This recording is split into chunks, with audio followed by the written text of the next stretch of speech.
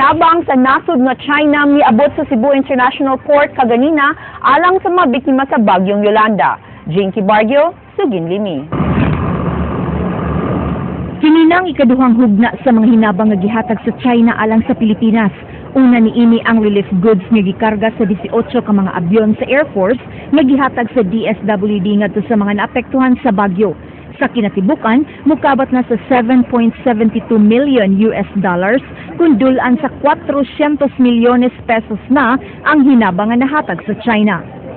Actually, we sincerely hope that its recovery process will be go smoothly, and all the victims can rebuild their home and return to normal life. Gipasalig sa DSWD nga makaabot ang mga hinabang ngadto sa mga naapektuhang pamilya apan sama sa naandan. Ila gihapon nga susihon ang mga sud ini pagsiguro nga luwas ang makadawat sa hinabang.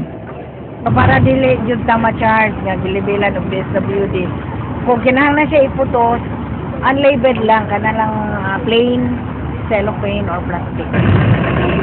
Dugang sa DSWD nga sa kadaghan sa mga relief goods, dugang empleyado gikan sa DSWD Region 6 ug 8 ug bisan gikan sa Central Office ang tuwa karon sa Tacloban ug Ormoc aron pagtabang sa mga biktima.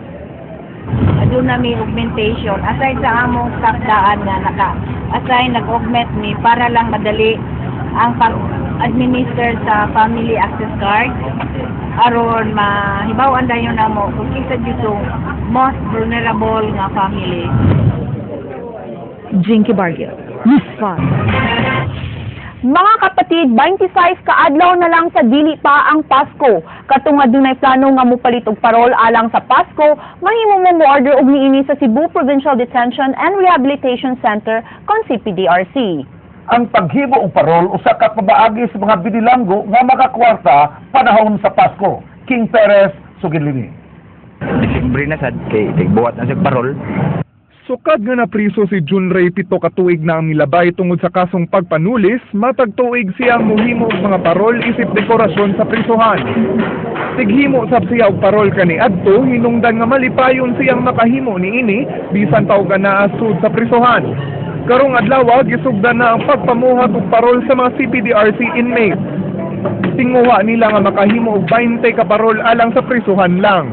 Magadaig dyan sa mga bisita na mo dire sa kulod sa mga sayaw. Malantaw da sa duta silang parolo. Dugang sa Mayor de Mayores sa mga binilanggo nga gikan mismo sa ilang pondo ang pagpalit og mga materyales sa parol. Mahimo na sab nga mo order ang mga interesado nga mo palit sa parol nga gihimo sa mga binilanggo. Mukantidad gikan sa 300 pesos ngadto sa 1,000 ang matagparol. Kining halin sa halin ini amo ra sa di puno sa kanang ini party na mo ika-December bitaw. Samtang gipaybaw sa jail warden ng ilang hangyo kang Governor Junjun Davide sa pagtugot nga makauban sa mga binilanggo ang ilang mga kabanay sugod sa besperas hangtod sa adlaw sa Pasko. Once a year kada taon na. King Perez, News 5. O kadto naglangkob sa atong mga balita sa Action Bisaya karong adlaw Biyernes, Nobyembre 29, tuig 2013. Kini si Frank Panilong Jr. Mga storya nga di lang kutob sa paghatod sa impormasyon. Daghang salamat, ako si Georgia Herrera. Tungod kay labaw pa sa balita, Action!